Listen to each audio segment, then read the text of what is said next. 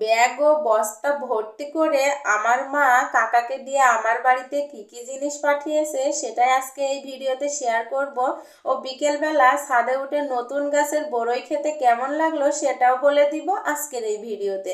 আসসালামু আলাইকুম সবাইকে।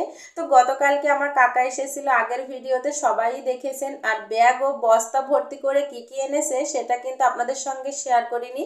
তো ভাবলাম আজকে এই ভিডিওতে দেখিয়েই দিই আমার বাড়ি থেকে আমার জন্য কি কি পাঠানো হয়েছে। তো গতকালকে এই যে আমার কাকা এসেছিল, হঠাৎ করেই ফোন করে আসেনি। আর এদিকে দেখুন আমার মা কত কিছু পাঠিয়েছে। প্রথমেই মাংসটা বের করে নিচ্ছি, আর এগুলো কিন্তু সোনালী মুরগির মাংস ছিল। তো দেখুন কত বড় বড় ডিম হয়ে গিয়েছে।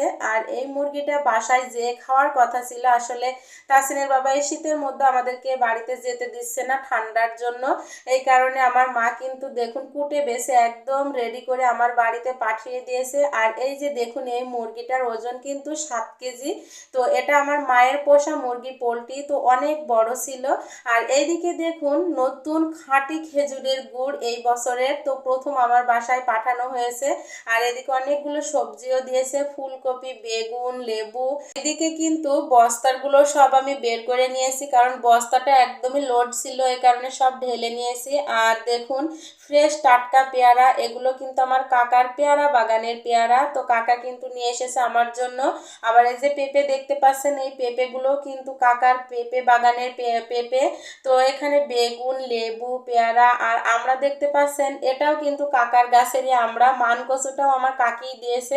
আর এই যে দেখুন বড় বড় চাল কুমড়া, এই কুমড়া দিয়ে কিন্তু আমি বড়ি দিব, এই কারণে আমার মা কুমড়াগুলোও পাঠিয়ে দিয়েছে। শীতের সময় আমাদের চুয়াডাঙ্গাতে কিন্তু চাল কুমড়োর বড়িটা খুবই জনপ্রিয়। আর এইদিকে আমার মা দেশি মুরগির ডিমও পাঠিয়েছে তার 2 নাতনির জন্য। আবার এইদিকে আমার কাকা ফলও এনেছিল, এই যে কমলা লেবু এনেছে, তারপরে আপেলও এনেছিল। তো সে ফলগুলো আমি ঢেলে নিলাম। কত কিছু নিয়ে এসেছে আজ আমার বাড়িতে। তো মেয়ের বাড়িতে বুঝি মা চাচিরা চাচারা এইভাবে অনেক কিছু নিয়ে আসে, তাই না? তো এই যে আমি কত লাকি, দেখুন আমার কাকারাও আমাকে কত ভালোবেসে কিন্তু আমার বাড়িতে সব জিনিসপত্র আমার মা চাচিরা গুছিয়ে দিয়েছে, আমার কাকা নিয়ে এসেছে আমার বাড়িতে। কিন্তু দুঃখের বিষয় আমার কাকা একটা রাতও আমার কাছে থেকে যেতে পারলো না।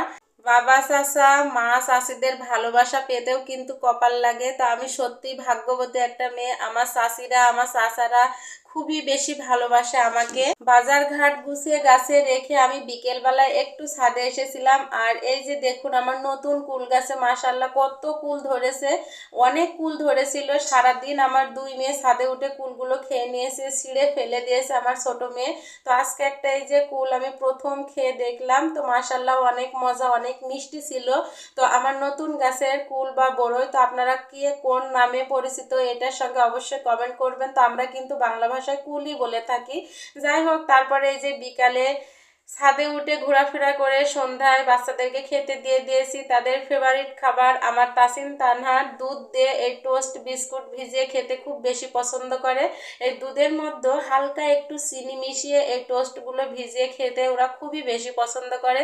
তো ওদেরকে সেই খাবারটাই দেওয়া হয়েছে, ওরা এখন মজা করে খাবে।